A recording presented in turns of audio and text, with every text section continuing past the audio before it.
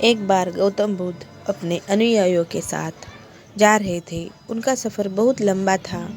सुबह से शाम हो चुकी थी। तभी बहुत थक गए थे तो उन्होंने सोचा आज एक नज़दीक के गांव में आराम करते हैं। उन्हें पास ही में एक गांव दिखाई दिया। वे लोग गांव वालों से मिले और उन्हें बताया कि आज रात्रि को वे विश्राम करना चाहते हैं। वहाँ के लोग बहुत अच्छे थे।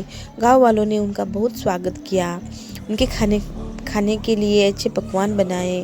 रात में लोग उनके पास आए और उनके अच्छे वचन सुने। उनके विश्राम के लिए अच्छे से अच्छा इंतज़ाम किया।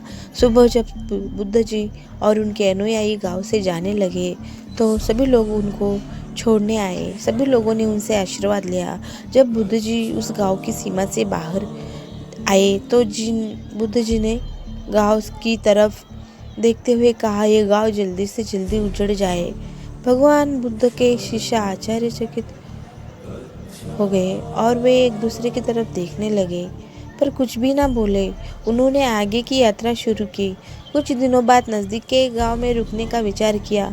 भगवान बुद्ध और उनके अनुयायियों ने वहाँ के लोगों से अपनी इच्छा व्यक्त की। वहाँ के किसी भी गांव वालों ने उनकी बात पर ध्यान नहीं दिया। किसी ने भी न तो उनका स्वागत किया और ना ही उनके रुकने की व्यवस्था की। उनको घर का बचा खुचा खाना दिया। कोई उनसे मिलने नहीं आया। वहाँ सभी एक दूसरे से झगड़ा कर रहे थे। सभी अनुयायी बहुत उदास हो गए। उन सभी को रात एक मंदिर के प्रांगण में बितानी पड़ी। सुबह उठ के बुद्ध जी ने और अनुयायी वहाँ से जाने लगे तो उनसे कोई मिलने भी नहीं आया। जब वे सभी गांव की सीमा से बाहर चले गए तो बुद्ध जी ने गांव की तरफ देखकर कहा, ये गांव हमेशा यही बसा रहे। अब बुद्ध जी के अनुयायियों से नहीं रहा गया। उनमें से एक अनुयायी बोला, भगवान क्षमा करे, एक बात आपसे पूछना चाहता हूँ कि कहीं आपने दोस्तों को आशीर्वाद उल्टा तो नहीं दे दिया। बुद्ध जी अपने अनुयायियों की मनोदशा समझ गए। उन्होंने मुस्कुराते हुए कहा, तुम अगर मेरे वचनों पे जाओगे तो ऐसा ही लगेगा, मगर तुम अगर उस आशीर्वाद के फल की तरफ ध्यान दो तो समझ में आएगा कि आशीर्वाद सही है। पहले गांव वाले बहुत अच्छे थे। वे जहाँ भी जाएंगे अपनी अच्छी बातें सभी को बताएंगे। अगर वो सब जगह फैल जाए तो सब जगह अच्छाई फैल जाएगी।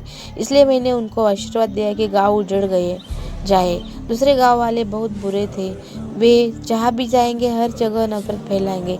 इसलिए उन गांव वालों का एक जगह रखना अच्छा है। इसलिए मैंने आशीर्वाद दिया कि ये गांव हमेशा यही बसा रहे। दोस्तों, ऐसा ही होता है। हम बिना बात का मतलब समझते हैं, दूसरे को गलत समझते हैं। हम दूसरों की सोच को नहीं समझते कि उसने ये बात क्यों कही होगी। हम केवल बात सुनकर उस इंसान को अच्छा या बुरा समझते हैं। ऐसा करके हम एक बहुत अच्छे इंसान से दूर हो सकते हैं। भगवान बुद्धा ने बहुत ही सरल शब्दों में अपने शिष्यों के विचारों की उथल पुथल का समाधान कर दिया। वही शिष्य ने अपनी भी दुविधा को अपने मन में नहीं रखा। बुद्ध जी के साथ अपनी दुविधा का निदान कर लिया। इससे बुद्ध जी की उनकी नज़रों में महान बन गए। हमें भी जब भी किसी की बात अच्छी न लगे या समझ में न आए तो हमें अकेले में उससे बात करनी चाहिए। इसके आपके मन में उसके लिए कोई दुविधा नहीं रहेगी। आप किसी गलतफहमी की वजह से उस इंसान से दूर नहीं रहेंगे।